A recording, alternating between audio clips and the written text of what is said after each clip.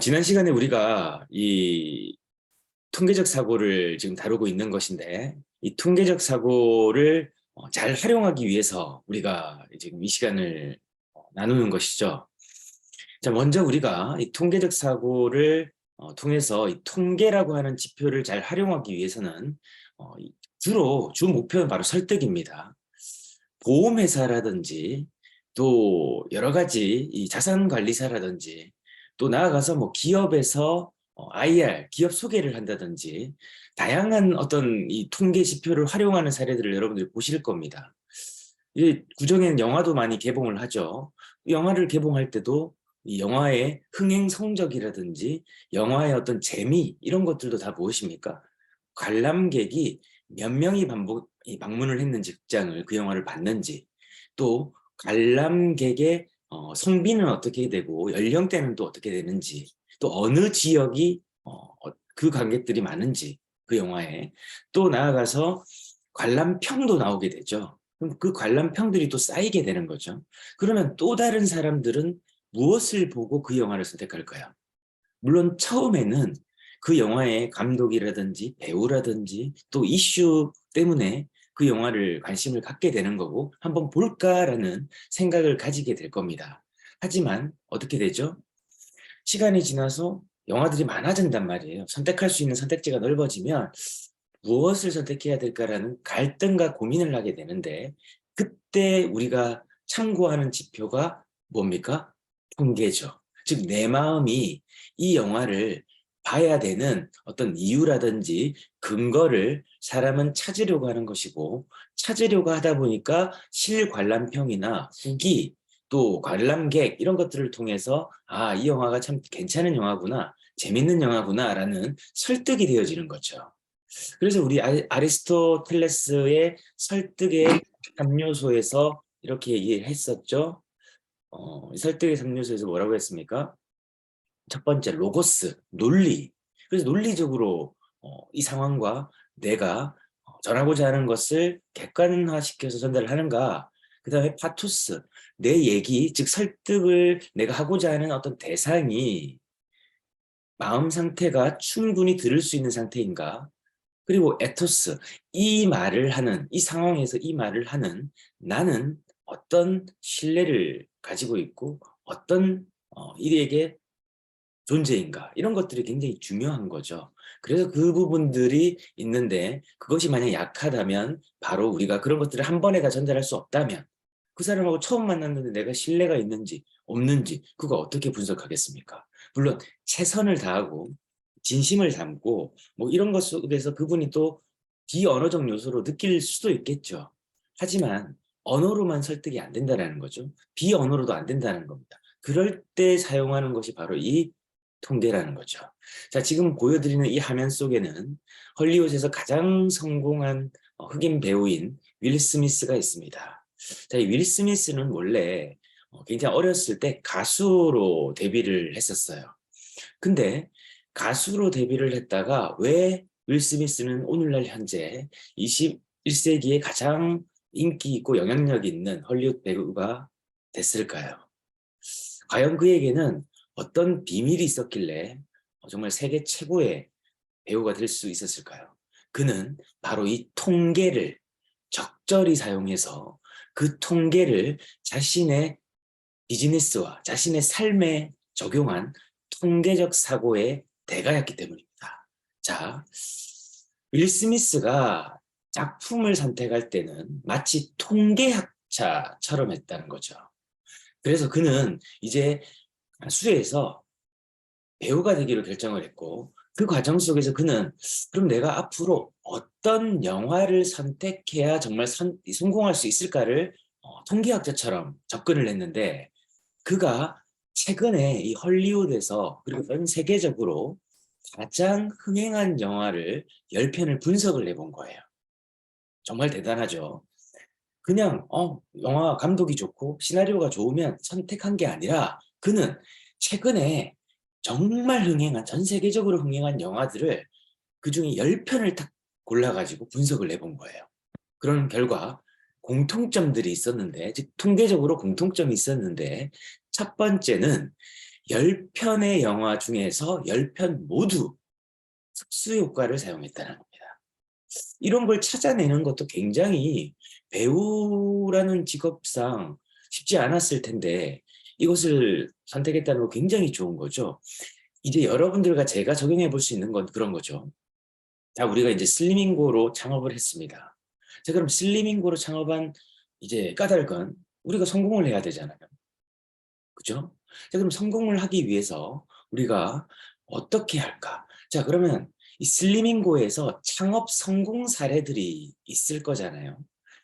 그러면 우리 뭐 지사장님들이 가장 그래도 오랫동안 또 처음부터 이 창업을 해서 지사장이라는 이 임명을 받는 과정까지 오게 됐을 때는 회사와 함께 뭔가 쌓인 결과들이 있었을 거란 말이죠.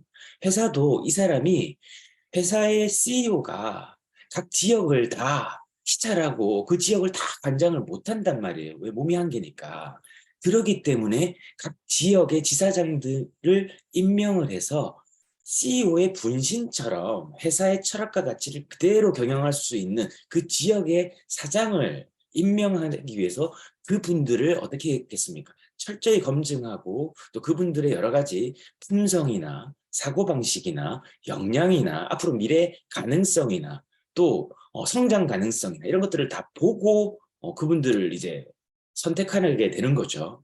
그렇게 됐을 때 그분들이 이미 여러 가지 결과를 냈다라는 거고 여러분들이 그러면 가까이 있는 또 지사장님들 뿐만 아니라 또 창업 성공 사례 케이스들이 있을 거예요. 지난달, 그 지난달. 그러면 지금 하고 있는 주로 우리가 포커스를 잡고 있는 렌탈 창업을 어떤 분이 지금 잘하고 있고 그분들이 어떻게 이 공통점을 가지고 있는지를 뭐 분석해 보는 것도 우리가 지금 한번 활용해 볼 수 있는 사례죠. 또 한 가지 고객 관리를 잘하는 점장님이나 우리 사장님이 계세요. 그러면 그 점장님이나 그 사장님은 어떻게 고객을 잘하지? 잘하는 분 한 10분 정도를 뽑아서 한번 공통점을 인터뷰에서 들어보는 거예요.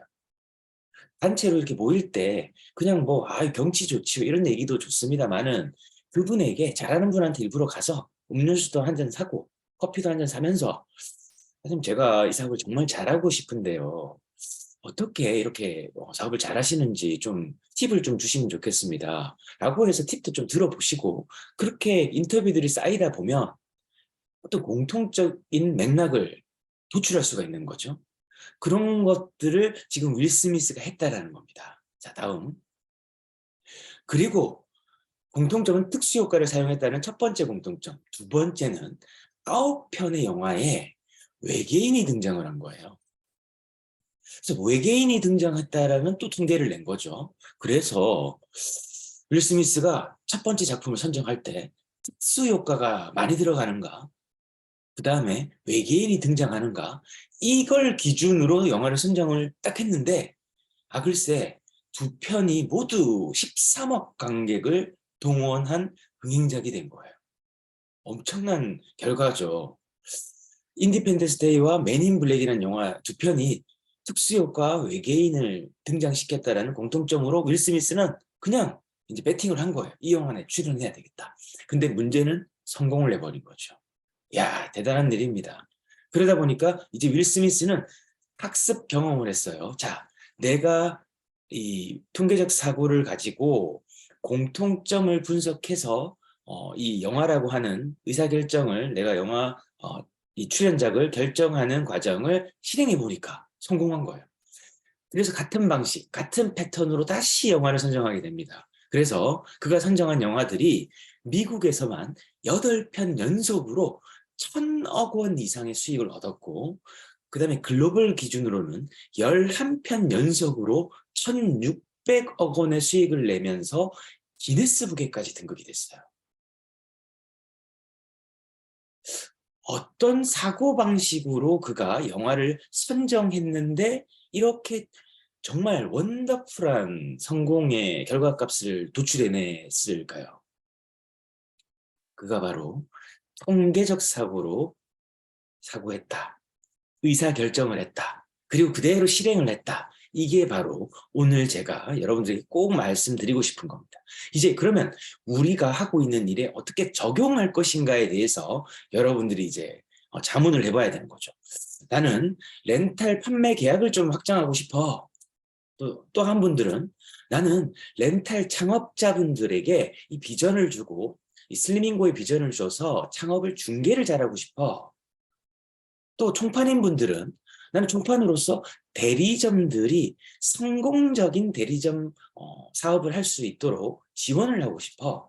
그러면 총판 중에서 그 일을 잘하는 분들은 어떤 분일까? 가서 인터뷰해보고 또 타 지방에 있으면 타 지역에 가보고 또 나아가서 또 매장을 운영하시는 분들은 매장 점주님들 중에서 베스트 프라틱스, 즉 성공 사례가 많은 분들을 만나서 그분에게 하루 종일 그 매장에 가서 한번 견학을 해보는 거예요. 제가 좀 보조도 하겠습니다. 좀 배우겠습니다. 그리고 점심은 제가 사겠습니다 해서 가서 또 배우기도 하고 그런 과정들에서 여러분들이 뭔가 통계값을 자꾸자꾸 생각해보고 잘 되는 방법을 내가 내 것으로 수용할 수 있는 그래서 그것을 가지고 내가 패턴화할 수 있는 그런 실행이 지금 필요하다. 또 그런 사고방식이 필요하다. 그게 바로 통계적 사고입니다. 그래서 윌 스미스의 성공작을 한 편의 통계로 이제 정리를 해보면 총 21편의 작품 중에서 5억 명 이상의 관객을 동원한 작품만 5편, 1억 명 이상 동원한 작품만 16편, 그리고 66억 관객을 동원한 정말 전무후무한 결과를 만들어냈다는 거죠. 그것도 유색인종으로서 헐리우드에서 이렇게 성공을 했다는 것은 정말 대단한 성공이라고 볼 수가 있습니다. 자, 그래서 이제 저와 여러분들은 우리 사업을 경영함에 있어서 감이 아니라 뭘로 말한다? 데이터로 말해야 된다. 그래서 팩트의 홍수에서 참 진실을 골라내는 데이터 읽기의 기술이 우리는 필요하다는 거죠.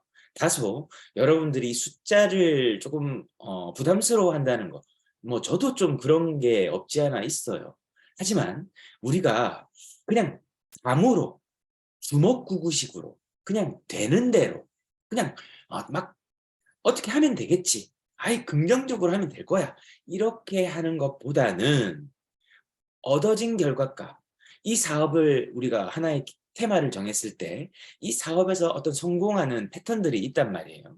그 패턴들을 가지고 우리가 집중해서 의사결정을 하고 그것을 내 사업에서 지속적으로 반복 할 때 내가 단순해지면 참으로 알게 된다는 거죠. 하기 때문에 그리고 단순해졌기 때문에 알아나가는 과정, 그 어떤 결과에 대해서 내가 어떻게 되냐면 좀 더 깨이게 된다는 거죠. 아, 이렇게 하면 안 되겠구나. 아, 이렇게 하니까 잘 되는구나. 그렇게 하면서 알미라는 어떤 단계가 점점 깊어지고 넓어진다는 거죠. 여러분들이 필요한 수업이 바로 그런 것이란 말입니다. 지금 내가 당장 잘하고 능숙하게 할 수는 당연히 없을 거예요. 하지만 우리가 잘하는 방법을 학습해서 그 잘하는 방법을 내가 이제 잘 되는 방법으로 그리고 내가 잘 할 수 있는 방법으로 또 내가 가지고 있는 메타인지를 바탕으로 강점을 그 잘하는 방법과 결합시켜서 실행해 나가는 오늘 하루가 필요하다는 거죠. 그래서 통계는 성과 측정의 척도입니다. 그래서 감이 아니라 그게 바로 진짜 실력이 되는 거예요. 우리는 윌 스미스를 봤습니다. 그는 배우입니다. 그는 어떻게 그렇게 성공한 배우가 되었을까라는 많은 사람들이 이제 물어볼 것 같잖아요. 그럼 윌 스미스는 흑인인데 너무 잘생겼어. 윌 스미스는 연기 속에서 막 뭔가 저 사람 영화를 보면 막 그냥 희열이 느껴져. 이런 거는 그냥 감이잖아요.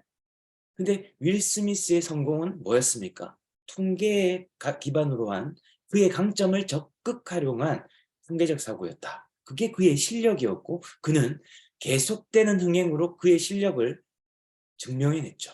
이게 중요합니다. 그래서 통계적 사고는 현재 상황을 더 객관적으로 바라보게 한다. 그리고 그 상황 속에서 유의미한 통찰을 얻을 가능성이 높다. 자, 유의미한이라고 나오죠.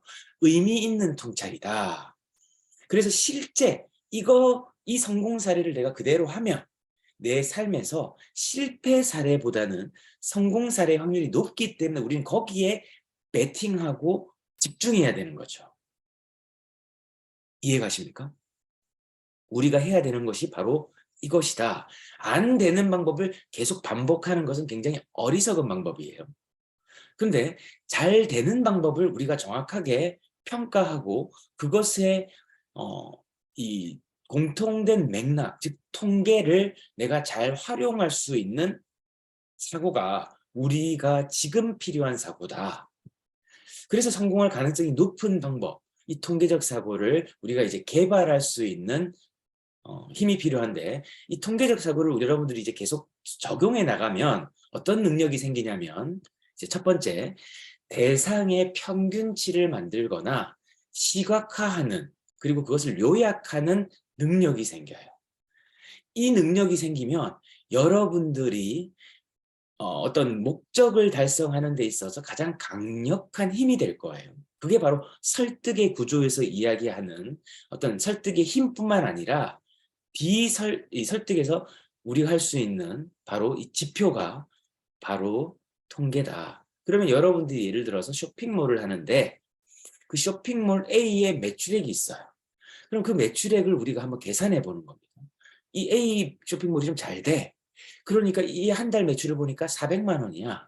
그러다 보니까 400만 원이 어떻게 일어나나 봤더니 100회 정도의 구매가 발생돼서 1회 구매하는데 평균 객단가가 4만 원인 거야. 이렇게 여러분들이 계산이 되어진다는 거죠. 그럼 여러분들이 잘 가시는 식당이 있고, 저희 같은 경우는 아주 잘 되는 식당이나 아주 테마가 있고 컨셉이 명확한 식당들은 가보거든요.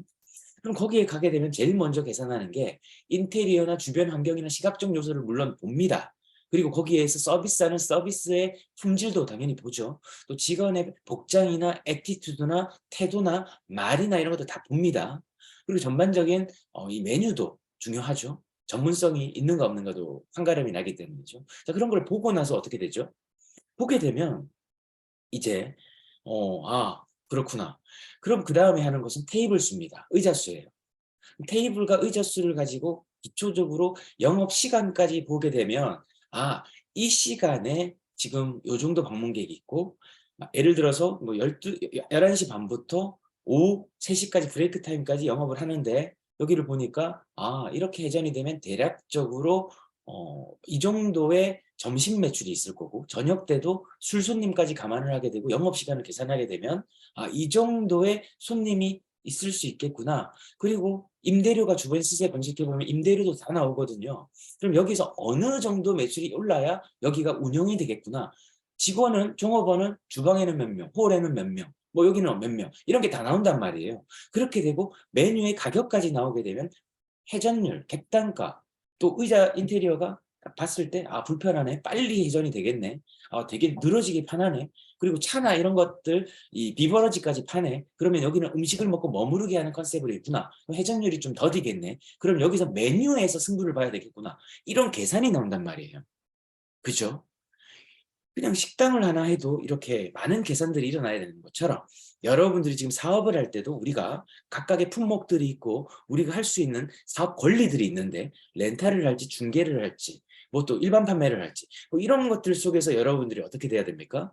그것의 베스트 사례, 그리고 그것을 잘하기 위한 어떤 통계들을 요약하는 힘이 생겨야 된다는 거죠.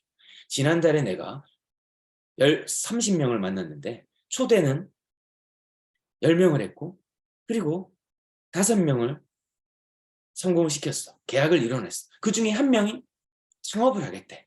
그리고 2명, 3명은 조금 창업을 기다려보겠대. 이 사람들을 어떻게 후속할 것인가. 이런 전략들이 나오겠죠. 자, 여기까지 오늘 하고,